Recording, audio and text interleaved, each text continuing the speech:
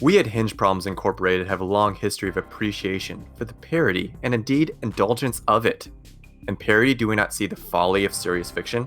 Cannot criticism arrive from joke? In jest, can we not see the true absurdity in art and indeed life? I mean, probably, if you're trying. Hot Shots is a barely coherent joke factory that isn't trying. And I'm sure once the episode starts, I will try to coerce my co-host into twisting this to be a film about the fears of post-Cold War America, latching onto the first bad guy that arose, and Saddam Hussein as himself. But for you, dear listeners, I'll be honest. Hot Shots is a parody of Top Gun. It is Charlie Sheen looking like Tom Cruise, but previous love interest of Tom Cruise as Kelly McGinnis' character. They tumble through the beautiful scenes of that film, but slam as many jokes as they can in the background dialogue. If you start asking why to anything in this film, let me point to the director who said, and I quote, "Because it's a comedy." Look, you have to speak up. I lost my ears at the Battle of McElroy Pass. My ears are pure Yeti snowball. Today on Hinge Problems, Hot Shots.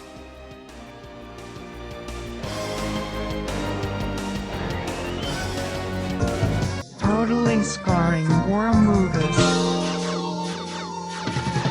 Welcome to Hinge Problems. We can do the cast and solve all of our personal problems at the same time. I'm Rudy. Sorry, I accidentally sat on a chihuahua. I'm Chris. I've been trying to solve all my personal problems via podcast for a few years now, and it doesn't seem to be working out. But I appreciate everyone's indulgence. It's Shrug. Oh boy, my microphone says microphone for podcasting, so I guess I'm on a podcast, and oh no, I just cooked a hot dog on my desktop, I guess. Hi, I'm Tigress. I think that sets the tone for the show. This movie exists. This movie, okay. It does. If there's one thing I think we can all agree on, including me, it's that this movie exists. I feel like I'm probably the wrong person to establish a baseline about this film, considering my reaction to it was rather extreme, let's say. Well, I guess let's go straight into solving our personal problems, because you are slightly of a different generation than the other three of us. Well, for one thing, being that I want to ask you're on the lower end of millennials, and we're on the upper end of millennials. Yeah. So what was the deal with this movie? What is it? What's it shit? Yeah, What's if this movie was 5 years later, what's the deal with this film? What's the deal with jet planes? Is it walking good enough for you people?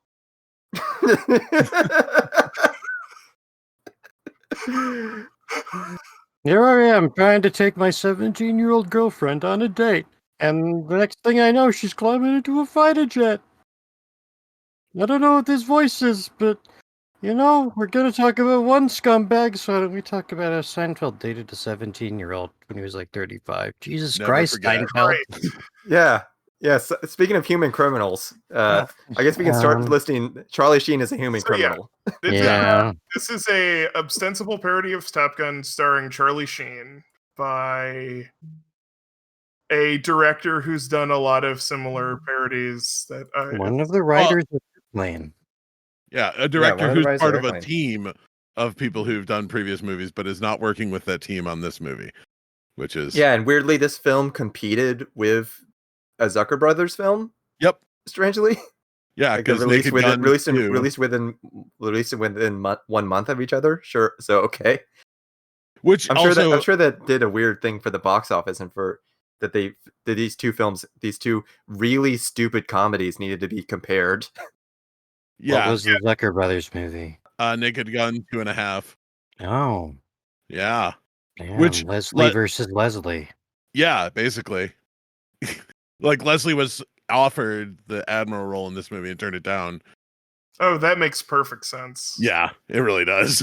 Yeah, like that does. Like, I felt like I could feel that the entire time I was watching the movie. But Lloyd Bridges and Leslie Nielsen were both in Airplane, which is not the film we're reviewing today. We're reviewing Hot Shots. Yeah, I wonder why we're bringing up all of these other films that aren't Hot Shots, huh? It is a parody film. It's a Yeah. smorgasbord. It's a real fruit. Whatever. Somebody save me. Referential humor. What we in the business call a mixed fruit pudding. We will find our footing into this podcast eventually. Nah, We'll get there. I think we're kind of illustrating the central issue I have with it, but I also still want more of a baseline before I board off of it. I think you should do the baseline. I feel like the baseline, because we can only work up from there. We can only build up because we you can are only going to tear down. Once we've gone to my shit heap, it's all going up. Yeah. Okay. So essentially, I believe it or not, I've never seen Airplane. I've never seen anything but a few scenes of Naked Gun on cable. I am not actually that familiar with the work of Abrams Zucker. And I had never seen this movie. I had friends who had mentioned growing up Hot Shots Part 2. I heard people talk up Hot Shots Part 2 a lot, to the extent that I thought that the fact that it was called Part 2 was a joke, right? That there wasn't a Hot Shots one. So it kind of surprised me when I found out that there was a Hot Shots one. And then as somebody who I thought I really liked absurdist comedy, this movie just fell fucking flat for me. It's telling something that feels like barely a story to me. And it's completely incoherent. Yeah. And that's not necessarily a problem, but I don't know. I feel like I have too many concluding thoughts here. Well, I think one of the things that sticks out to me to your reaction right away is I would almost say calling it absurdist humor is not really what it's going for. Because a lot of it is going for kind of a shticky, It's sight gags. Yeah, it's sight gags. The thing that settled it for me is or one of the jokes that it really relies on is, oh, that thing visually reminds me of other thing. Yeah. When you see a thing when you see a jet taxiing down the motherfucker, the carrier deck, and then you go, oh, here's a guy with a leaf blower blowing autumn leaves off the edge, and that's a joke. Yeah, that made me laugh. I gotta be honest, that made me laugh. It's a silly image. Yeah, and if it hits you, it hits you. It didn't hit me. Well, and I think it didn't hit me. Yeah, I think that's the thing is if it hits you, it's funny, but it's a risky kind of humor in a way because there is a chance that it just completely does not work for a person, and that's fine. That's because the way I'm coming at it, is that this felt like Two Things shirt the movie, Okay, go. Okay, go into that a little because I feel like it's smarter than just two things because it's a lot more of observation stuff. So many of the jokes in this movie are here is a thing that is happening. Here's Navy pilots. Okay, one of the jokes that I did kind of like was how every airplane in this movie has the Navy written on the side. That was pretty. Okay, I will admit I did kind of like that one. You've got all of these planes, and then, someone is like a leaf blower on the deck, or there's a romantic flashback that the characters are having because they're flashing back to earlier scenes, and then they just do these one scene parodies of Rocky and Superman, and I think that was Gone with the Wind. I haven't seen Gone with the Wind. Yeah. No, I won't defend that one. That one goes on for far too long. Yeah, so it's got this whole extended. Yeah, so it's just that's not informing anything. It's just saying here's a parody of one thing. Here's a parody of all these things that we're stacking in the middle of this thing that's ostensibly a parody of Top Gun. Which cards on the table I have never seen because I'm patient zero for this film apparently, or not patient. Yeah, zero. well this I'm the does not group. work as a parody of Top Gun. Top Gun is absurdist in and of itself. It is extreme in and of itself, and it has the skin of Top Gun, but it doesn't interrogate Top Gun. I think the structure is incoherent to Tigress is because whatever coherency it has as a story is driven by the what happens in Top Gun has to happen now. It has the exact same instead of going to Top Gun Academy, they're trying out for a super secret program.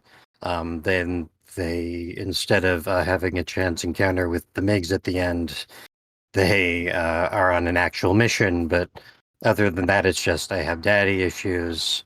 I have to fight. They just hang a big old sign on it and go like, "Damn, you got issues with your dad, huh?" Which again, as we were talking about before the cast, I'm deeply uncomfortable with how much this movie and it's mostly its sequel have no doubt informed my particular sense of humor.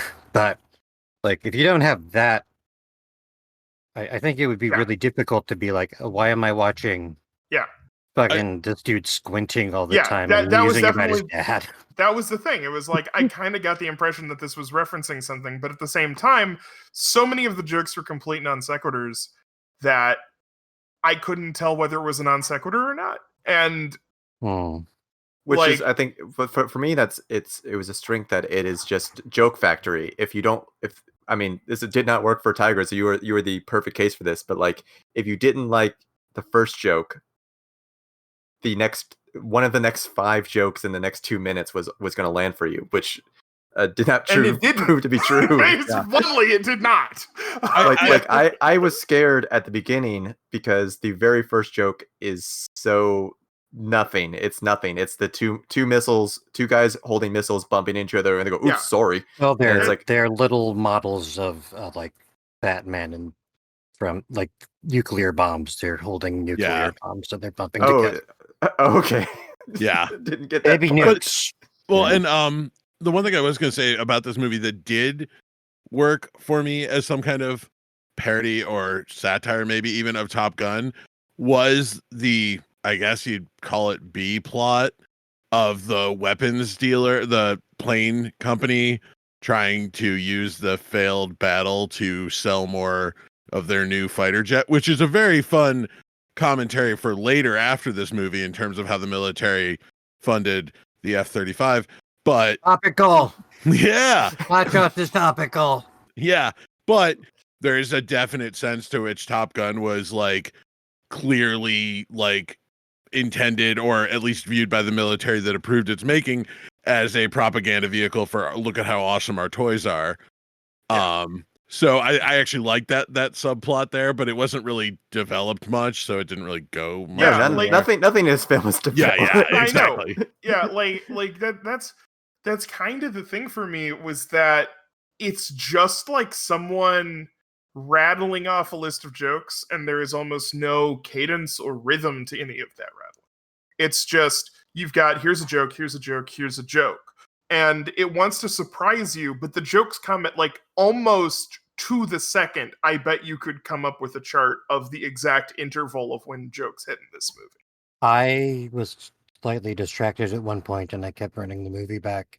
Specifically, when he goes they have the brief Full Metal Jacket bit when he gets to the barracks, and I'm like, nothing caught my attention as he walks in. I'm like, there has to be a joke there. And I kept running it back and getting distracted. And then I finally said, God damn it, Shug, you have to watch this. And I did, and there wasn't a joke. But my brain was telling, no, the cadence says there's a joke here, so I'm missing something. Yeah. And there's honestly, a brief reference to like the tiniest little reference to homoeroticism, which they play with that by having one of the pilots be a woman in a bra. Yeah. Who would later have the famous car sex scene with Charlie Sheen 2 years later. The original Buffy. Yeah. Yep. In a movie with Henry Rollins and some of the guys from the Red Hot Chili Peppers. References. Many of you are wondering what's wrong with my pants. Well, they started running short of material right before they got to the knees, so... Like, I think probably here's like the joke that I think will identify Tyrus's distaste for this film is the Paula Abdul joke. Paula Abdul joke. When... Or the spinning thing, right? Yeah. It takes so much. It takes so much knowledge, which I almost respect. How much I actually how much weird got that knowledge. I didn't. I was like, why did Charlie Sheen, not Topper Harley, but why did Charlie Sheen just say, I learned this from Paula Abdul, and like, oh, his brother was married to Paula Abdul at the time. Oh, that's what was going on. on? Yes, Yeah. that's I what just the assumed joke it was. was some reference Emilio to was married to Abdul. Paula Abdul? Yeah, Damn. What the hell? I wasn't paying any attention when I was 8, obviously. Yeah. Damn it, Shrug. Why weren't you in the tabloids more? Come on. Yeah, you would think me, but Yeah, you know. there's also bits that are just straight up Looney Tunes gags. Like suddenly something from a cartoon will happen and it just happens. Yeah, And those are that's- kind of my favorite parts is when like the jokes that work for me are usually yeah, oh, okay, it's yeah. Looney Tunes or when Yeah, I actually kind of agree with that. Mhm. Was that like the parts that did get me the most were just like, here's something that has absolutely nothing and is like an isolated gag sequence. like Those- what's examples? I mean, it didn't. It landed really flat, but basically every time they had an elaborate sequence of a guy getting hit with a lot of stuff, which they do like 3 times. I was actually trying to think. There's no nut shots in this film, is there? There is one. There's one. I believe there is one. they do the labored setup of Charlie Sheen reading like Psychology Today swimsuit edition while a guy like who's gonna work on the lights sets up a bunch of sets up a ladder and shit outside of while he's waiting to go in and see the therapist, and then when he goes in and they have the we want to fuck but I'm a professional woman and etc. And I'm like I'm gonna you're gonna be grounded, and then he opens up the thing. He's like, I'm fucking going. I'm not dangerous. I'm all these things. I'm definitely not Tom Cruise in the other movie because he smiled sometimes. And then he, meanwhile, in the fucking frame behind him in the door, there's all these sparking wires. And then he walks back and closes the door. And through the window, you see his skeleton as he gets electrocuted horribly. That's not. There is a crotch shot in this movie. Okay. When they have the flashback, because part of the background for informing the character is that Charlie Sheen's dad, who is not. Oh Martin yeah, there Sheen is a in this crotch film. shot. Yeah, you're right. Yeah. you're right. Wow, did you figure? Did you take half the movie to figure that out? I had to rewind it 3 times to figure Yeah, out what the fuck. Ryan Ryan Stiles says not right now, implying that they are in a homosexual relationship. That's the gay thing. Yeah.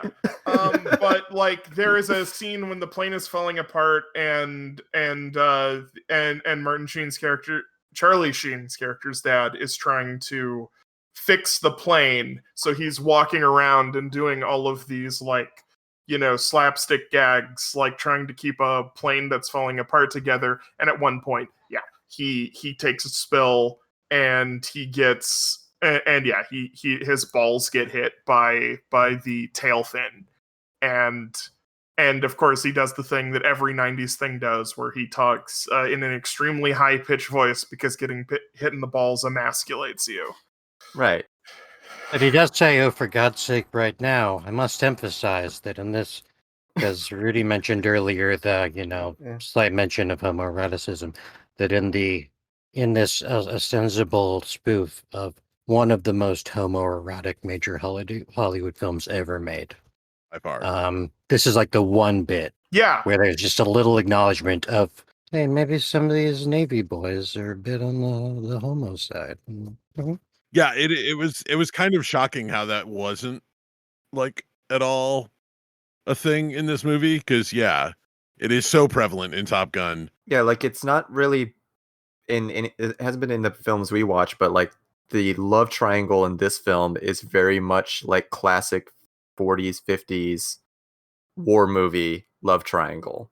And Cary Ellis feels like out of time because Cary Ellis is clearly like playing the role of the other guy in those films, very straight and very incredibly well. But there is a tension there, and he's not doing Val Kilmer. He's absolutely not doing Val Kilmer outside of appearance. But I absolutely loved at the end of the film, because that is a trope. There is a very trope of the other guy turning out to be a good man and saying, "No, you love him, go to him." Like that joke absolutely landed for me. She's like, "Yeah, great, whatever, bye, go, fuck you." And he's just standing there going like, "Oh, I kind of didn't mean that." No. He says, "I'll be fine. I have me." Yeah. She's totally oblivious. She's like, "No, you got. This will be. I know. Oh, this is so hard for you, but you have to. Carrie Elwes is bizarrely subtle in this movie. Like, and it Mhm. kind of doesn't work for, and one of the reasons that doesn't like totally work for me is like everyone is going like, well, actually, no, that's one of the things about this movie. Everybody is actually a little bit between straight-faced and Looney Tunes, if that makes sense. Like, the Admiral guy, like, I think his scenes landed a little better for me because he is completely straight-faced. He is absolutely not, like, he is saying stuff that is completely absurd, that is completely ridiculous, and he is saying it with utter confidence and to a degree that the other actors in the movie almost seem taken aback by how straight-faced he's playing it. And weirdly, those are the ones that didn't work for me because his jokes are all ad libs or like Mad Libs. They're just gibberish. That's the movie, though. Like, he's supposed to be the character that all the other characters are like, no, this guy's fucked up. Like, everyone knows that he's a weirdo. Whereas in every other scene, nobody necessarily knows that everyone else is a fucking cartoon. Like, the thing that works for me about Sheen, and maybe doesn't work, human monster Charlie Sheen, heard a lot of people don't give him money anymore. He has enough. But his performance in this, and maybe my memory of his performance in the next movie is also weighing into this too, because I saw this movie once when I was 8, in the theater, and maybe that's not a good thing, but I watched the other one a lot, and he has this, like, to me, he has like this perfect deadpan that never breaks, even when he says the most ridiculous things. And the few times that this movie really works for me are the scenes where everybody's doing that, like in the Full Metal Jacket scene where Carrie Elwes goes over and says, the fucking, Ryan Stiles, I was his love child. And then the other guy from Two and a Half Men goes, well, your name is what? Huh? Oh, yeah. Look, here's your picture, and the escalate, and that kid just keeps escalating in a completely poker-faced, like, perfect way to me. That's great. Eagle River. And then how Carrie Elwes completely dismisses all of this "I ate your dad" stuff.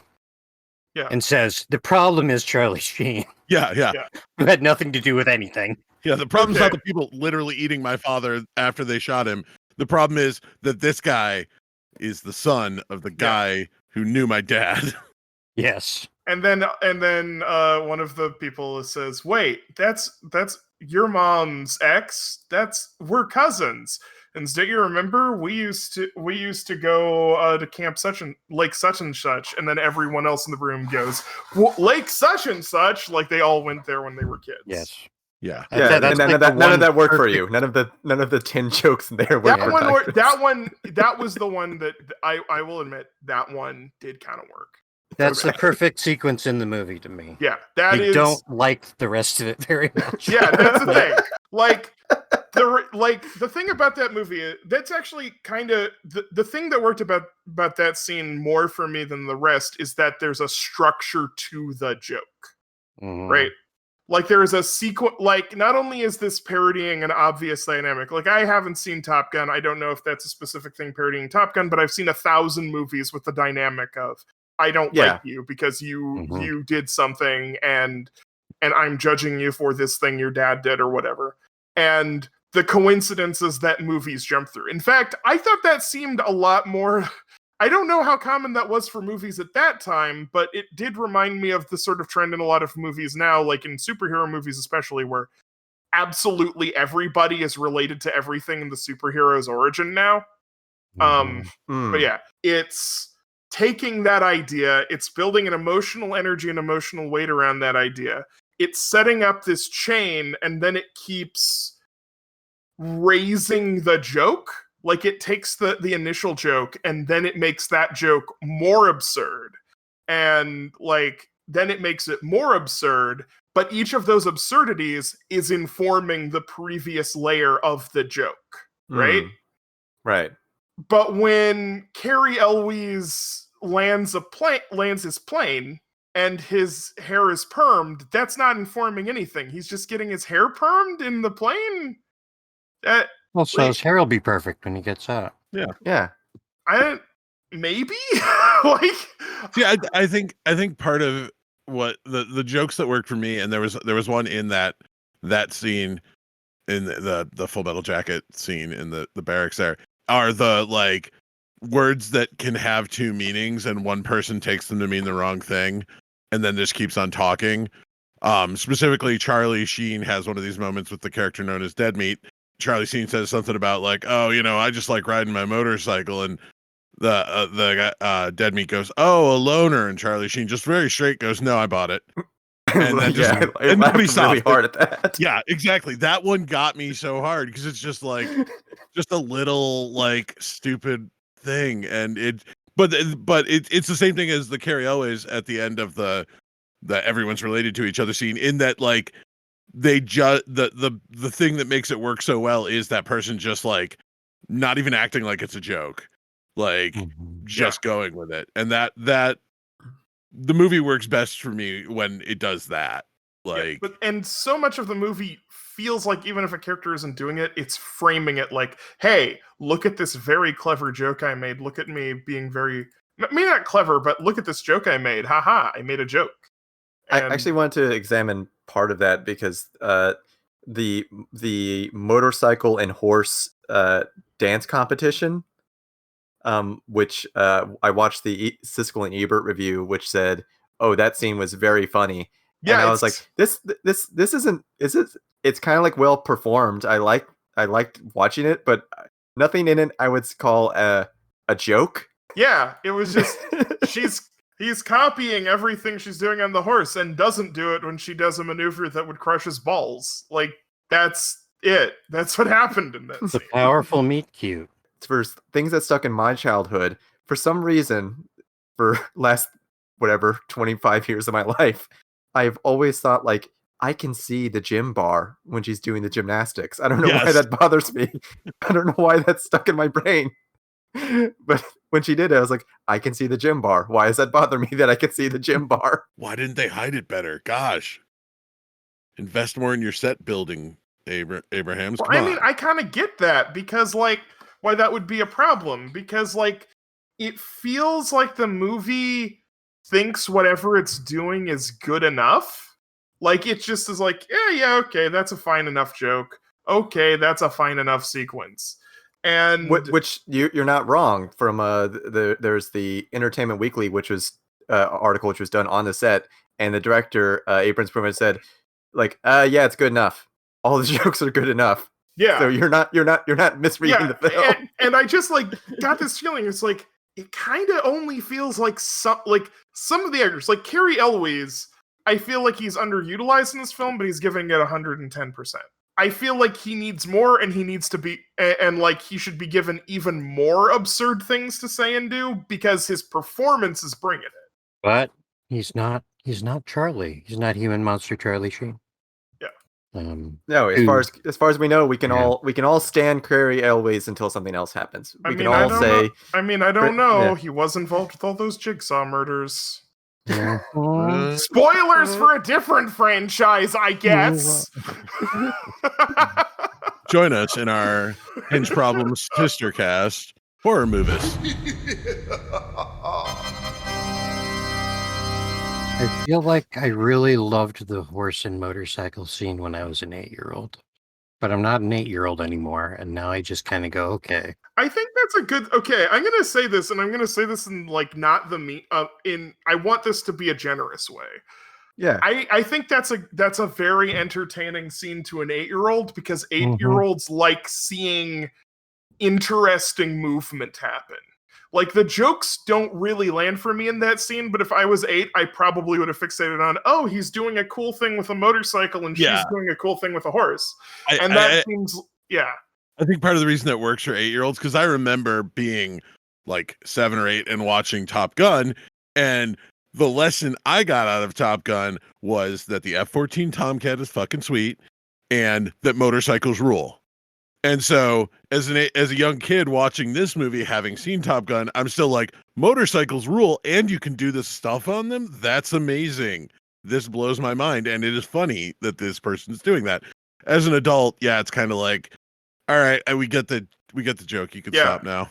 Like, But also you look at that scene and there's like, that's where Charlie Sheen is in Dances with Bikers jacket.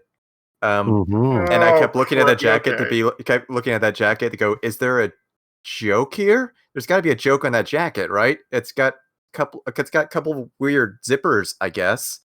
As you know, as me as an aficionado of leather jackets. It's just a way of making sure that you know that they're making fun of Dances with Wolves in the Yeah. previous scene. I do wonder watching it, specifically because you know what the internet needs more of. At least I always feel this, to my detriment. Bunch of white people talking about racism, especially in yes. media. But that particular, I feel like it's sort of on the scene in which Topper is retrieved from a teepee that has a doorbell. Pretty good, and all the latches, and I appreciate when and they all go the in. latches, They go. yeah. That's pretty good. And I feel like it's sort of dancing on a knife's edge of indulging in stereotype and making fun of the stereotypes that are still present and sort of being developed for like 90s film through things like Dances with Wolves, right? The big joke there is obviously the peace pipe that has that's helium that makes him talk really high, ha, funny, but also that the Satcham looking dude that's just hanging and doesn't say anything while the other guy's in the teepee is just like a chill bro who's listening to MC Hammer and wants some batteries for his Walkman. And I wonder if they threw in the dances with bikers line in part at least to say like, we're making fun of that movie, we're not being that offensive. Oh, I can actually speak to that scene too because Oh because of no. this Entertainment Weekly article. They thought of they had a different setup for why Charlie Sheen came back, and then while filming, the director saw Dances with Wolves and decided to put that scene in there. Well, All right. Which is funny. Like, radical. it's funny that they felt the need to So then have they had that. to get Buffalo. Think about that. Think about during filming, you're like, we need to get Sourcing Buffalo. You can just make those with computers now, but that's a Yeah. whole logistical problem. Excuse me, we need to find Buffalo. This Build some film, TPs. this movie was shot on film. I could tell. Yeah, all the actor stuff looks really grainy. I thought it looks like 8mm, and then all the flight, all the jet stuff is really crisp and clean. Maybe they just did a transfer from like some shitty stepped on third generation master because they didn't fucking give a shit about Hot Shots. Yeah, like there was the aforementioned like skeleton scene, which was done with some kind of composite effect. The video quality noticeably dropped on the version I watched on that scene. Like it was like half the resolution of the rest of the movie. Always happens when you do opticals. It's true. But as far as as far as my proclivities, like I got mad that all the footage of the Nat fighter, which is the plane they use in this film, which they had 2.5. They had 2.5 men, 2.5 planes. Looks really beautiful and is like looks great, and then they will only use a half-second shot of any of it. Like they refuse to do any long shots of the beautiful flying. Also, it's 2.5 planes because only two of the planes have fake missile cartridges. That the third plane did not is like doesn't have anything on it. There is like a temptation for me to almost like, and I don't. This seems like a conceptual level of joke a bit too high for Hot Shots, but like to almost think that was a joke at the expense of Top Gun, because there are whole lengthy sequences of Top Gun that are like, look at this jet, and so it almost seems kind of funny that this movie would be like, no, there's a jet, let's move on. There it is. There's a jet. Here's a dude in front of an obvious green screen. Yeah. And I know that they're not doing that because if that was the joke the movie was making, someone would say, boy, I just want to look at that jet for hours and hours and hours, but for some reason it's just always gone when I try to look at it. Look, Tigress, I'd appreciate if you didn't do an impression of me while I was in the room. Rudy's right here. Yeah. Can we get Hot Shots Rudy cut? Where Rudy Save just those. says that. Save those comments for when Rudy is off being a dad. During our burning Rudy hour. That's Hinge Problems After Dark. Mm-hmm. Yeah. God, I got owned.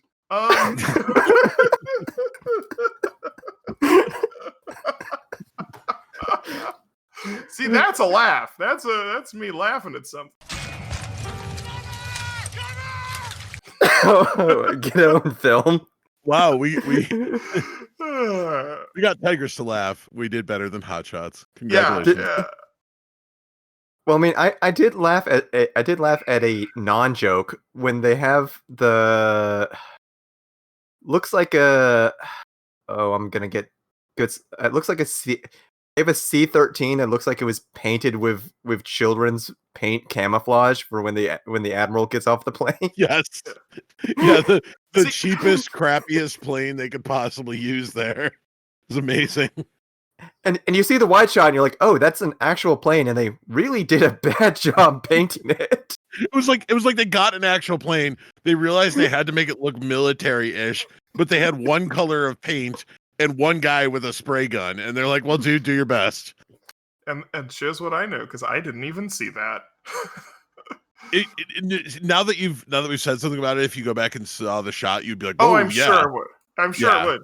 I mean, and that's not even a joke in the movie, because again, you're right, Tigress. Someone would have said something about it if it was a joke in the movie. It's not. Yeah, someone would have said, Ed, your plane is nearly invisible with that amazing paint, with that amazing camouflage paint scheme. It's wow, Tigress, you like ran into a great joke of like, here's our new stealth bomber, and you go where?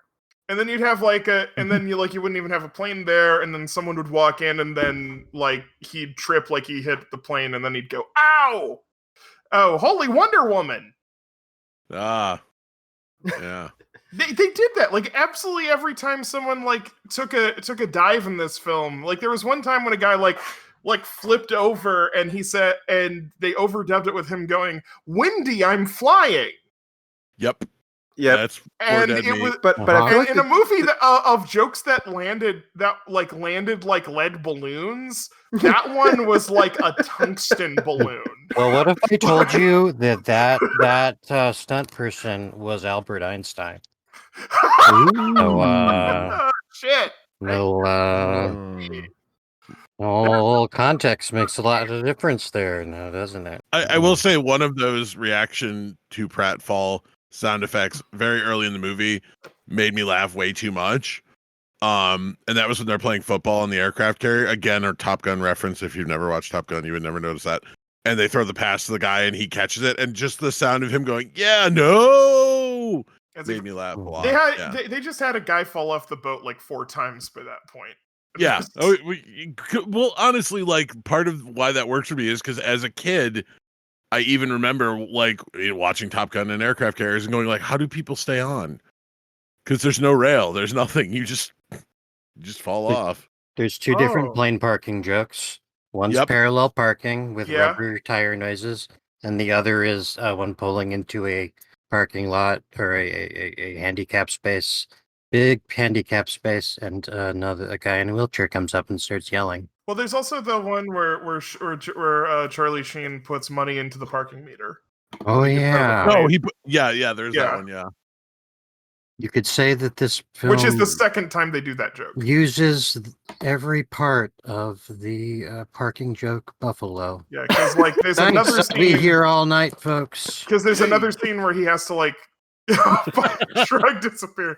Because there's another scene where he needs to go to a military checkpoint, and it looks like they're gonna do a military checkpoint thing, but then no, it's a toll booth, and he talks. Yeah, I love that scene. Actually, Shrug, do you have a moment of pedantry about that moment? About that moment? Yes, I do. Okay, yeah, you do. Mine is different, I'm afraid. Someone on the internet got really upset because Charlie Sheen was not stopped at the checkpoint, despite the fact that he had no markings of rank. Oh. See, I didn't even Mhm. notice that. I like that scene because I felt like it tied into the whole Oh. mild Right. criticism going on in this movie of the military as being this, massive financial suck on the government, and that they would literally charge someone to get in if they could. When Topper enters the base on his motorcycle the first time, the gate guard salutes him even though he is not wearing any officer rank. Well, when you're right, Which none of the pedants on the internet did notice, which I did more than this film, that they have a constant joke throughout that everyone's rank and badge is mismatched and changes sometimes within the same scene. also everybody knows who he is. Yeah, Like literally everyone. everyone at that base knows who he is. They're like, "Oh, hey, you're back to this barracks where we all are," and get We're all yelled at by moving a in. drill. We're all like captains and lieutenants. We fly planes. We fly jet fighters, and we get yelled at by a drill sergeant for some reason every day. Well, gosh, time to report to the goof station. This movie where somebody holds an aeroplane wing together in midair, and his limbs stretch out 75 feet at the time, comically. That's not an accurate representation of the grip strength of a human person, or the tensile, no, ductile strength, sorry, of human limbs. Ooh. That's my moment of pedantry. Oh, I love it. I love a good podcast. The ductile strength of average human limb does not allow them to stretch that far without breaking. Get owned. You know who didn't get owned? The Who did? Folan Nat TMK-1, which was the plane they used in this film, which in the Indian-Pakistan War of 1965 had an unblemished record, There you go. Did not get owned. had multiple dozen of confirmed kills against the Pakistani force, and the Indians had 0 planes shot down. A shockingly effective murder machine Yeah. in a war that most of the audience of this movie probably didn't even realize happened. Yeah, we need to get a film. You need to get a film on our lists about the Indian-Pakistani War. Maybe there's a Top Gun ripoff. That'd be interesting. Also, when I finally experienced for myself the act of physical love, this is a big admission for me here. I hope this is a safe space. My only guidance was my dim memories of Hot Shots starring the monster Charlie Sheen. And so, of course, I brought bacon and eggs. And Did you bring an olive? Did you bring an olive, though? I don't like olives. Okay, fair. I didn't want my disgust to show. So Okay, I just that's went good. straight into Ew. bacon and eggs. And when I tried to make a smiley face on the abdomen of my lover, would-be lover, it would turn out a little spoiler there. No. The eggs did not sizzle, and what's more, they said, "What the fuck are you doing?" and made me leave, and I just want to say that that's one of this movie's many crimes is misleading me on the ability to quickly cook a nice breakfast on human body. I have a question. Was the whole cooking food sex scene, is that what? Is 9.5 weeks, It's okay. but plus cooking food on a body. So that's definitely thrown me for a loop, since 9.5 weeks seems like a movie that would be beyond anything anyone who would be watching this movie would know. I was really confused when I saw this when I was 8. I was really confused Yeah. when I saw this when I was 31, like 2 days ago. So, To be fair, it's a very confusing scene in 9.5 weeks. Too. Yeah. I honestly, I think that's the best joke of this scene is that it carries over the confusion. You're like, wait, what? and it's almost like it's not even a parody in a way because it's just the same reaction. You're just like, what's going on here? What now? I don't want to like kink shame anyone other than Yeah. Charlie Sheen. Usually, you can use whatever foods that you want in the bedroom except macaroni salad. So, So- Mickey, Adrian Lynn, whoever directed that thing, no. Go back in time and do No. that again. So Undo. Control Z on that. Come on. we're coming a little bit, we're coming close to I think Climax. our time. No, our Yeah, climax. I'm sorry. Yeah, climax. Whatever. Sure, let's go with it. Yeah. But I think you said something about the cinematography of this film and why it resembled the cinematography of Top Gun before, and you said you wanted to say that in the cast, and I was curious about that. Oh, yeah. Well, if you notice when they have a beautiful shot of the aircraft carrier against the sunset, that is just a shot from Final Countdown. It's just literally a shot from Final It's just Countdown. literally a shot from Final They just- Countdown. He did just steal shit. Was Yeah. that recorded for Final Countdown, or is it the same stock footage that Final Countdown? No, it's from Final Countdown. It's literally from Final Countdown. Oh, yes. well, now I understand why you love this movie. And then there's a scene, and this bothered me too. There's a scene on the aircraft carrier of a flyby of 4 planes that are seen nowhere else in the film, and that is from a film called Flight of the Intruders. If you're wondering, like, wow, why did these aircraft scenes suddenly look very good? Because the actual aircraft carrier was just some wood built off a plank off a bay. Oh, so this That's called interesting. production value. Yeah. Why some of the aircraft carrier shots look good is because they are just taken from other films. So they just Muppet Babies it. But didn't give attribution in the credits. That's just I was like, when I saw that sunset shot, I was like, that looks really familiar to me for some reason.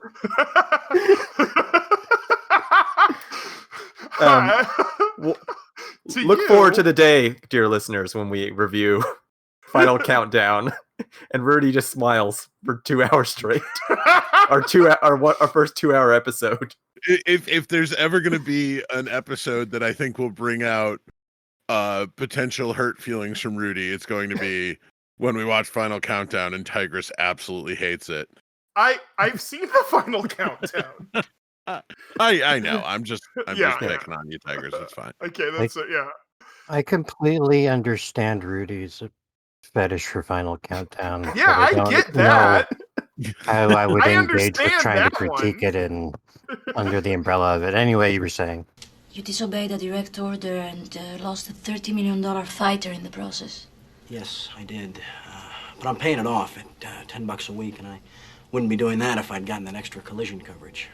Like this, like outside the very few celebrity cameos this film has, having Charles Barkley and Bill Lambier tail end, get the women and kids out of the room. Here come the Sixers and Pistons. reenact their actual on-court fight for a half-second shot in the film. That is Like, that's actually Yeah. Charles Barkley and it's actually Bill Lambier. And that is some Okay. intense effort to go to for a shot that's barely in the movie. That, like, even honestly, as someone who knew about that fight and knew about those two players, my first reaction was like, wait, was that actually Charles Barkley? And then I didn't even realize it was Bill Lambier until later on. I was, oh, it was Bill Lambier. Okay. Yeah, I looked in the credits and like, wait what? Yeah. Did That you was- think that Bill Lambier agreed to do it as promotion for Bill Lambier's Combat combat basketball. Damn it, Shrug! Why did you get to that Yes. joke before me? Why did you fucking get to that before I did? Oh my god, Shrug! I looked it up, and it was really Bill Lambier's combat basketball was released in November 1991. So it's You Cross researched promotion. your joke Plausible. instead of going straight ahead with it like I was gonna do, and Well- you still beat me. This is why you're Uh-huh. the professional here.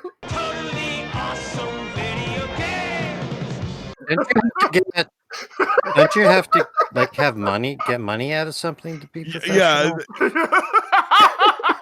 If you would like to donate to Hinge Problems and give Shrug money, please. I deserve $9 million every time I Google. This seems like a good time to mention it was the Max Fun Drive, which we're not supported by, but if you would like to support us, if you would like to support the project where Hinge Problems explains every single joke in Hot Shots, you can send $50 to hingeproblems@gmail.com, of which Tigress will receive no funds as per her request. Once we receive 10 students, we will in fact record a 6-hour course explaining every single joke in Hot Shots. Do you know who we are? We will take this seriously. Don't test us. Don't do it. I will bring more rigor to this This than I isn't a have jo- to it's any not a other jo- project in my life. It's not a joke. I'll even help out. I'll rate every joke 1 out of 7 crimes committed by Charlie Sheen that people know about, but then they still give him a TV show. But before we get to review, like for me, I understand it's very easy to cross this line, but for me, the racist jokes about the names of the Iraqi pilots, it's like at the level of all the other jokes, so it didn't feel like racism to me. I don't know. It's very easy to go over that line, though. Yes. Yeah, I did not care for it. And I feel, I'm just, a white lady. But I don't like the casualness of it. I don't like a lot of this era and a lot of this comedy stuff. It is easy to forget that there was a decade of jokes about how that Saddam Hussein is the butt of and then at the end of this 10 years, we actually had like a lot of manufactured consent for bombing Saddam Hussein. Do you want to get your mind blown? This film was made and released while we were at war with Iraq. Yeah. It depicts the murder of a world leader who we were at war with. Mm-hmm. Yeah. Mm-hmm. And the thing that's interesting about that is that this movie's politics are actually not that conservative mostly. Well, okay. I'd actually, go into that. Does film have politics? Does this film have any belief? A couple of things. I mean, stuff that would later become, this is a very democratic, I would say this is a very Democratic Party movie in that, it supports a lot of environmental and social programs while also kind of, loving the military-industrial complex a lot. But, it does have criticism of the military. It has criticisms of military spending with the whole plot about the plane. It also acknowledges global warming exists. And while that was significantly less political in 1991, it did, right? Right. It is a movie that, this is a movie that was clearly made by a moderate liberal. It's neo-lib shit. It's neo-lib shit, yeah. That being said, it is this thing where everybody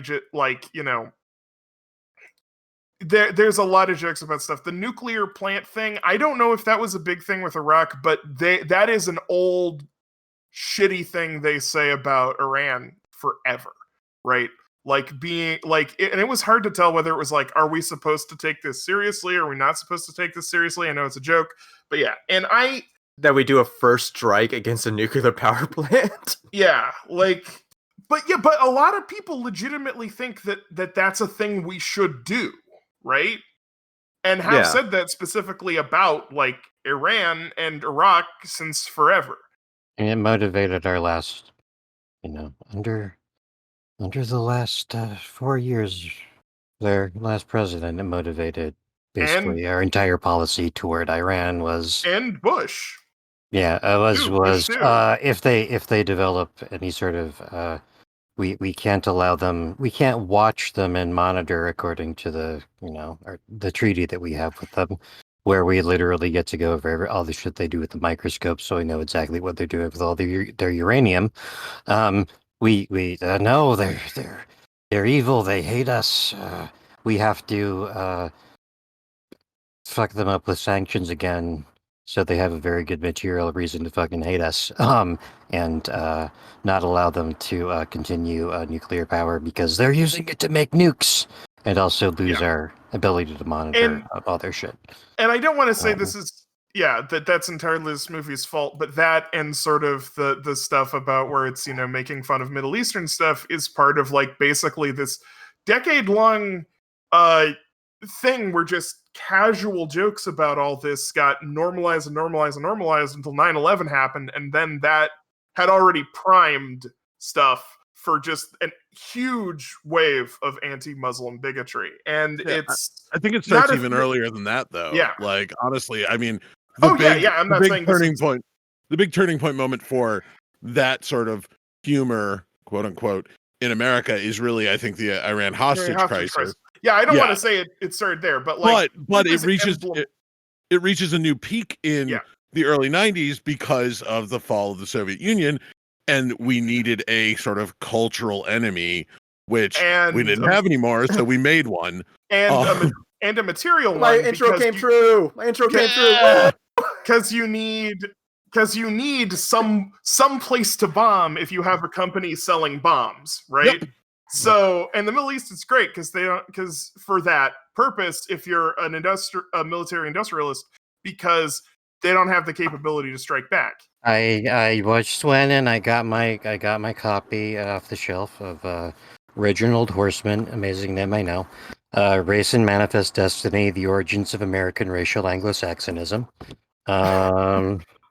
Which of Damn, course get it. discusses is like landmark what was it 1981, yeah, 1981, so 10 years BB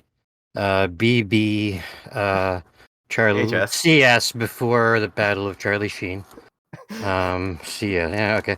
In which he discusses the development of the concept of racial Anglo-Saxonism in the shadow, the tale of the Enlightenment, how Romanticism cultivated an idea of universal standards of progress, how this helped fuel global expansionism under colonialism, and really created the bedrock of white supremacy that helped build our nation and the world under the harsh colonial expansionism of lots of people from Western Europe and of Western European descent. This is 300. Let's see. I'm going to cut out the index. And then okay, so 303 pages. I'm gonna skip the intro. Let's see. Though the concept of a distinct superior Anglo-Saxon race with innate endowments enabling it to achieve a perfection of governmental institutions and world dominance was a product of the first half of the 19th century, the roots of these ideas stretch back at least to the 16th and 17th centuries. Those Englishmen who settled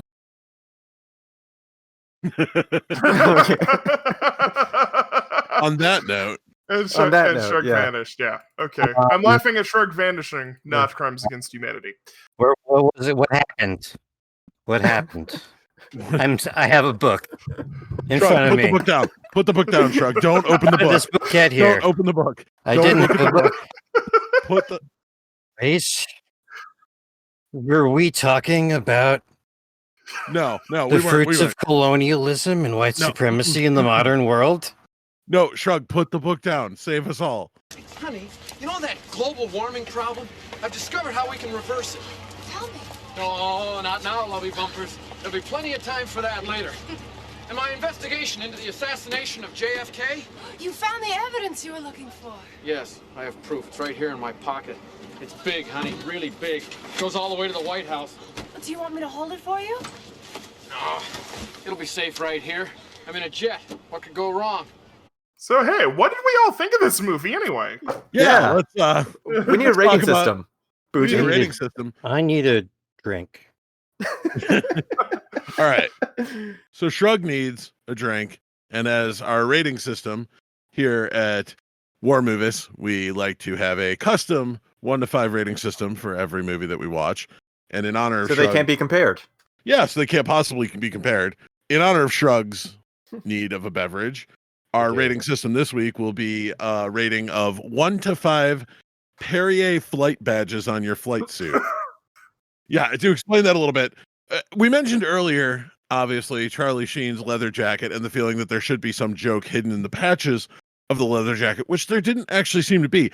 However, in the flight suits that various characters wear, there are various jokes occasionally that crop up in them, including a particular shot of the character Deadmeat and his flight suit, which has a Perrier patch just mounted right on the shoulder. And so, in order to begin our review section, I'm going to kick it to Rudy and get his rating from 1 to 5 Perrier patches. Oh God, what do I think about this film? It's a challenge, actually. Yeah, it's actually is a challenge. For some of us. Obviously, I thought I saw this film at the appropriate age, and as I was watching it, I went, "Oh yeah, I remember this part. I remember this part. I remember this joke. I like that joke." Despite the first joke on screen kind of landing thud with me, I laughed throughout the entire film. And in fact, I had to move from my living room with my child to hide in my bedroom to finish watching the film because I couldn't stifle my laughter enough. But does a lot of jokes make a good comedy? Is the question I will answer today with my 45-minute presentation. No, the jokes worked for me, but it is not held together. The story is completely incoherent, and the thought that kept coming to me as we were talking was like, there's a famous saying that the jokes that work the least in comedies are the ones with the most work. And in fact, like Tigress mentioned the extended dream sequence, which really doesn't work. And like any of the super setup ones, like everything with Walleye is awful. And that man would go on to work with human criminal Charlie Sheen for many years and make more money than any of us will ever know. So I guess he lucked out in having absolutely no identifiable traits whatsoever. I'm sure he's fine. I don't know. He worked with Charlie Sheen. It's debatable. 2 Perrier patches. It made me laugh a lot. It made me laugh a whole lot. And this podcast could have easily been 2 hours of explaining the jokes. Again, if we receive 10 students at $50 each at hingeproblems@gmail.com, we will make that podcast. Not a joke. We will do it. We'll do it. I'm It'll pledging. be 6 hours long. It sounds miserable to me, and I'm going to do it. Yeah, this will be an actually torturous activity for Tigress, and she's on board. So yeah, this will be like dental work. I love pain. It'll be 6 hours long, and we will meticulously explain every single joke. Everyone, we will do research. We will dig up details on every single joke. We'll dig up Lloyd Bridges' corpse. We'll find inaccuracies that they didn't know about and didn't think were jokes, and we will talk about those. Our different interpretations of all of these very important jokes. To debate, Shrug, what do you think of Hot Shots? Hot Shots is a motion picture that was shot on film. I can tell. Because, well, it was. Love jokes that are just, hey, I guess it's perfect. Jokes that are opaque references to things that most people listening probably would not understand. Because I saw this thing when I was 8 with my sister, part of me sort of in the theater, our parents dropped us off. Why? Who the fuck knows? Get us out of their hair. A lot of things came back to me while I was watching it. It is just sort of a listless joke machine that twists around and around and around. I recognized a lot of my own myself in this movie, in the way that it likes to do mostly the isolated character jokes like Dead Meat, where you just name the thing and then you just keep ratcheting stuff, or some of the way that it structures its dialogue, which we touched on a little, which is some of the more effective bits. Yeah, like it's pleasant enough when it's not being glaringly offensive in some way. It inspired me to twist myself into a huge pretzel, wondering, so what was the idea behind this surface, very racist Dances with Wolves parody anyway? I don't entirely regret watching it. I'm going to be thinking about how the monster Charlie Sheen doesn't really try to act anything like fucking Tom Cruise at all in this movie for a while, longer than I should. If you like boring books, read Race and Manifest Destiny, The Origins of American Racial Anglo-Saxonism by Reginald Horstman sometime. It is dry. It's kind of outdated, but it laid the foundation for a lot of later work about the colonial mindset and the invention of race, Fuji, I give this 1.5. Ooh, the patch and a Yep, half. 1.5. So a Perrier and a pear. Perrier, yeah, Perrier and pear. Flight badges on my flight suit. Out of 5. The 8-year-old me probably gave it like a 4. And because it didn't matter that I didn't actually understand the I'm going to Disneyland thing. It was a total non sequitur that still seemed very funny to me because it was done with force and rigor, unlike so many other things in this movie. I'm going to get to the end of the sentence, Bougie. What do you think? I'm with you. Like, kid me probably thought this was hilarious. Adult me has an appreciation for certain parts of it that are, I think, genuinely hilarious, and I did get some sensible chuckles throughout the movie. And it is interesting in that the things that I was chuckling at now are probably not things that 8-year-old me or 10-year-old me or whatever, however old I was, 10-year-old when this came out. That being said, as Rudy got to, having even funny jokes does not actually make a good movie. Having a coherent plot and possibly some sort of understandable thing going on that you could grasp onto if you did not know its reference material would possibly contribute to it being a better movie. I was frustrated sometimes watching it because I wanted it to commit more to being an exacting parody of Top Gun, whereas it just sort of used Top Gun as like a framework to hang all these other random jokes on, some of which land, some of which don't, whatever. I could sense, as Tigress mentioned earlier, the sort of liberal, moderate perspective on things, and there were so many times with the jokes in this movie that I wanted to push more for them. Like, I wanted to push further into mocking the military-industrial complex and its obsession with funding new jets. I wanted to push further into the military's willingness to extract funds from the people that work for them at any cost. I wanted to, push further into so many of these things, but how racist Dances with Wolves was, instead of this parody in this movie that's kind of almost as racist as Dances with Wolves. So I wanted to push in more into that stuff, and the movie didn't, and it's not that kind of movie, so I get that. So I'm gonna say I'll go with 1 patch for each shoulder. So 2 Perrier flight patches, 4 Hot Shots. Finally, we will conclude our review section with what is sure to be an overwhelmingly positive review from Tigress. The Hot Shots fan is logging on. There's this thing. It's an event that occurred many times in my middle school life, where a friend of mine would excitedly talk about Never make friends.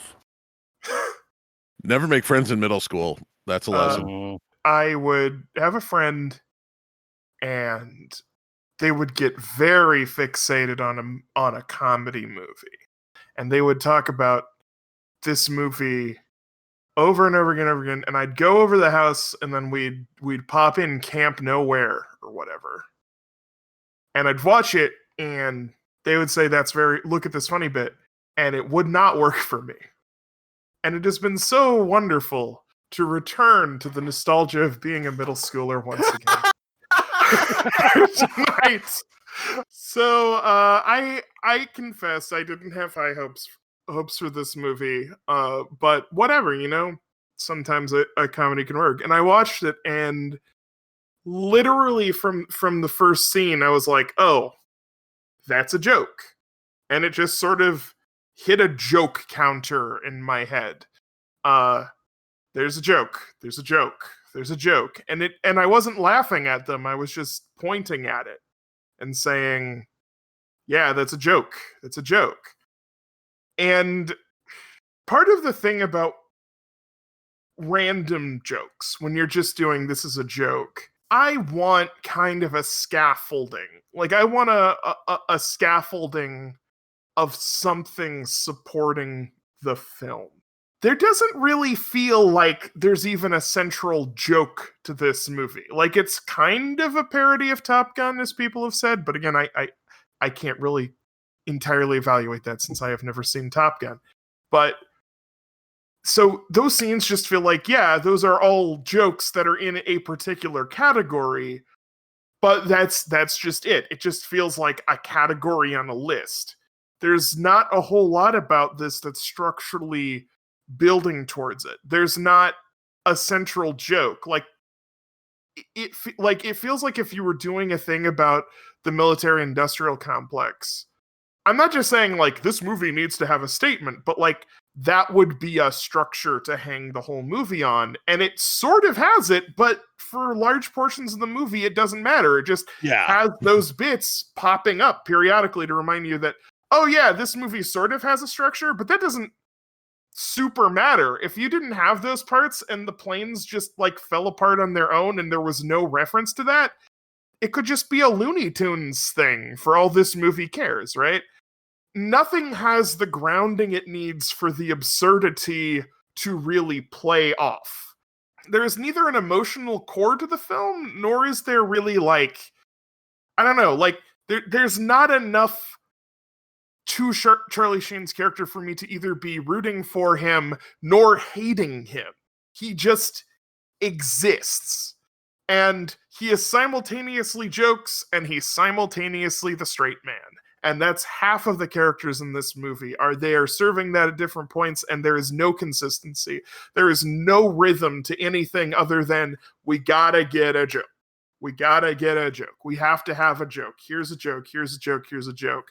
And it just always felt like the movie was looking at me and saying, "Here's a joke. Look at the joke. Look at this joke. I'm funny. I'm telling you a joke."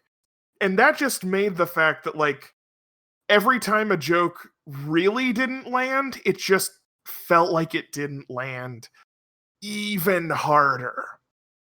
I think the point I really knew that this film had like completely lost me was when I had the very specific thought, God, I wish I was watching Spaceballs instead of this. That's brutal. Yeah, I know, right? Stinging criticism. Like, it was specifically Spaceballs. It wasn't even like, I wish I was watching Young Frankenstein, which is, for the record, one of my absolute favorite movies ever. To give you an idea that I do like joke-heavy, absurd parody films. I love Mel Brooks. It's okay, Tigress. We know you hate humor. It's all right. We've accepted it. Look at Miss hating all the jokes over here. Yeah. Our high horse throwing lightning bolts of anti-joke. Yeah. Sorry, we can't watch Thin Red Line every time, Tigress. God. And like, I kept, trying to find the nuggets of joke, but like, they just kept not landing, and the inertia of all the jokes that didn't land started weighing on me, and I really started resenting the movie after a while, because it was just like, you're not as funny as you think you are. And yeah, there was this feeling that, oh, that's good enough, that pervaded everything.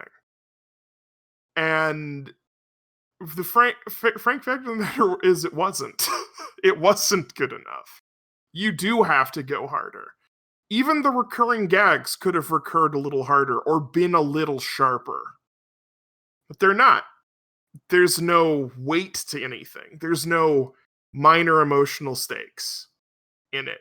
There's literal stakes, but not emotional ones. And yeah, it just did not, it was a montage of stuff that just wasn't working, and nothing built to anything else, and it was a big nothing of a movie. I give it a broken bottle of Perrier in a recycling bin. Damn. Wow. Not even taped onto your flight suit. No. Yeah. Tigress ain't letting that anywhere near her flight suit. Absolutely fucking and not. That's the liberal policy, because you did recycle in 1991. Yeah. Good job. Look, my family ate exclusively organic food for most of my high school, so trust me, I've been there. I moved to Oregon in 1992. And It was real heavy on the Pacific Northwest, real heavy on the recycling tip. Your score is in the recycling bin. But did you find a guy or a gal, Tigress? Was there a guy or gal for you? Well, since I'm going first and I don't have to go to my backup thing, I'm going to go with Ryan Stiles as as Charlie Sheen's dad. Even though those scenes didn't really work, I feel a lot of it was that the dialogue and timing of the jokes was undermining the actually great mannerisms and expressions of Ryan Stiles, who's bringing his Ryan Stiles best to this role that I actually think isn't good enough for Ryan Stiles. Like, I think he could literally make up funnier. He literally can make up funnier jokes than he got for this movie. He does a great job of expression with just eyes. Yeah. And so even though it's weird how he's a central character and also not at all a central character, so he might be stretching Guy a little bit, but Isn't he Carrie Elway's dad? no. Because he's the one. He's the one that actually died. Yeah, you're right. You're right. Boy, Just in case there's ever these any characters ever were so you know, distinct and easy to tell confusion apart. about what actually happens in this film. Yeah. any like serious Hot Shots heads that fucking log on. Ryan Stiles dies and Hothead. gets eaten by someone else's family in the film. Just in case you missed our digression on that joke earlier. And as a child, I watched Whose Line Is It Anyway religiously. Shrug. Yeah. My guy's dead meat. Sure, dang it. Your mistake, motherfucker. Oh, god damn Wendy, it. I'm flying. But he did Dead have meat. Oh. Dead meat is I was charmed by Dead Meat from the moment he entered this picture. When he's Shrug hanging stole up from the dads. When he's putting up that, and it's an example of that one kind of dialogue that Bougie was highlighting some time ago. I can't believe you talked about this movie for this long. But he's discovered hanging up the long row of pictures, and Topper says, I appreciate you noticing. I'm like, oh yeah. As a very, I don't know, maybe I just relate to every as a extremely chronically ill person, relate to every like even the most cheerful and deadly of doomed characters. Okay. He's probably his like digging deep down into expressing the stereotype of guy that has picture of wife or girlfriend in as blatant a way possible is like, yeah, I love this. Oh, Dead Meat, we just couldn't be any more perfectly happy. His wife called him Dead Meat. We established that it's not his actual name, but his wife still calls him his call sign Dead Meat. Yeah. So yeah, Dead Meat's my guy. Damn it. Best boy, as they say in the industry. Well, since now I've got you scrambling for a backup, Chris. Damn it. Fuck me up. Fuck you up. All right. Oh god, now I gotta come up with a backup guy. I didn't have a backup guy. I have a backup guy. I had a backup guy. Are you tagging in here? Yeah, I'll tag in, give you a little bit of time. Okay, thanks. I appreciate this. All right. My backup guy is only in one scene, and it's a gal. It's Admiral, what's his name? Admiral Hodson's secretary. Just really liked her glasses. Was really debating, like, can I wear those in 2021? That look cool. Look cool. They had the big old. You're a dad. Yeah. These giant and enormous 80s plastic frames. Can I get away with that? Just I was taken in by those glasses. Yeah. I'm rooting for you. Why does she have colonel stripes? Because the why is she a secretary in colonel stripes? Because of goose. Oh, yeah. Well, Lieutenant Stripes. I'm sorry. Lieutenant Stripes. Lieutenant Secretary. We're adding this to Rudy goofs.txt. Make that a Google Doc, Shrug. I think we can all share it. Okay. All right. I've panicked. I've come up with my guy. My guy is the incredibly over the top villainous. I don't even remember if he ever gets a name in the movie. The guy who wants the jets to fail so that his company can sell their super expensive new jets to the military. He did a really good job of the second he's on screen, you're like, oh, bad guy. And then he just has a lot of weird little things that he says. Like they first meet up in the boxing arena, which seems completely out of place. And is out of place. Like it just doesn't have anything to do with the rest of the movie until there's that weird flashback scene with Rocky. So you get the sense they had a boxing ring that they could use for 2 days and they filmed there. Always this looming presence of clearly not in the military, clearly bad guy. That guy kind of got me. And I just really wish this movie had leaned into that plot a whole lot more than it did, because that plot was like in 4 scenes and then they just The actual villain is rich people. Yeah. The actual villain is the military industrial complex and the fucking jet companies that convince us we need to spend millions of dollars on things that nobody could bother ever fighting against. Topical. Yeah, in fact, there actually is a joke about like we've made references to the F-35, but they brandish this jet as a stealth tactical bomber, fast maneuver dogfighter. Yep. Like it can do everything. It's the F-35 before the F-35 existed, and that's vertical hilarious. takeoff and landing, horizontal takeoff and landing, diagonal takeoff and landing, parallel parking takeoff and landing, left apparently. side takeoff, but not to the right. It's the greatest plane ever. Okay, so there's my guy. That the horribly corrupt, evil weapons manufacturer is my guy. I always think of you as the weapons manufacturer of our podcast. Ooh. I don't know what that means. I'm sorry. I'm sorry, dear friend of almost 20 years. Finally, oh my God, I am hurt. My stereotype. Yeah, finally Shrug has escaped his shadow, and I'm here and I'm settling in. But I hope you'll be here next time. So now the eternal quest. I think we're all ready. We're all podcasters to your starting point. Who has a D20? Who has a D20? I do. I have one. I've got one. It's right here. You have one right in front of you right now? Yeah, I'm holding. It's in my hand. Oh, man. Ruin us. Wow. So I think what we're going to do is we'll just do it from the order of our Discord chat. So 1 to 5 is Shrug. 6 to 10 is Tigress. 11 to 15 is Chris. And 16 to 20 is myself. And we'll see which of our taste will be dipped in next time on Hinge Problems War Movies. 2. Shit, oh shit, oh shit. Oh no. Oh fuck. Oh, it's Alexander Nevsky. What is Alexander? What is Alexander Nevsky? This is your list, Shrug, so we need to know. Alexander Nevsky is a 1938 Soviet historical drama film directed by Sergei Eisenstein. Oh boy! Oh right. It depicts the attempted invasion of Novgorod in the 13th century by the Teutonic Knights of the Holy Roman Empire. So, what to look forward to for everybody. Boy, it's less than 2 hours long, but not much less.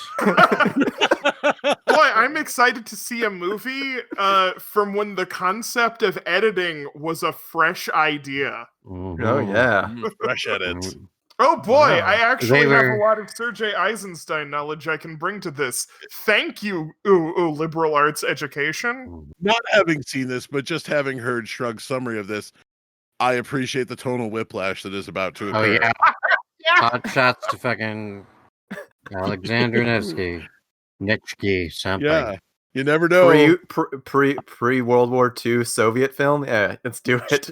So happy to fucking destroy Tulpa's ears with a billion mispronunciations of It's gonna Russian. be another episode where Tulpa's gonna like fucking murder us that we're doing it without them. Good news. It's public. This shit's public domain. Boom. Good. I was about to ask that. Although the public domain version, although it's also in Russian, there is a translation on the YouTube video. Do not know if this is automated or not. Yeah, let's go computer generated translation. Woo! Digging the Prince Valiant vibe here. That'll be next time. For the hums of Shrug and the begrudging laughter of Tigress, and the overall jolliness of Chris, I've been Rudy for Hinge Problems War Movies, and shoot the hinges. Shoot the hinges. Shoot the hinges. Oh no, I'm the hinge. I've been shot. Oh, what if blood came out of the hinges? Oh God, why is that hinge bleeding so much? Totally scarring war movies. The Battle of the also Console. too. The Battle of the Console Wars. You could do fast the Battle food of wars Endor. and just call it. The Battle of Endor, maybe. Battle of. The Battle of. I'm trying to do a better joke than the movie. Why? See, that's what I think. The fact that you would be doing exactly the same caliber of joke as the movie, despite knowing that that's the caliber of joke the movie is doing, is a better joke than in the movie.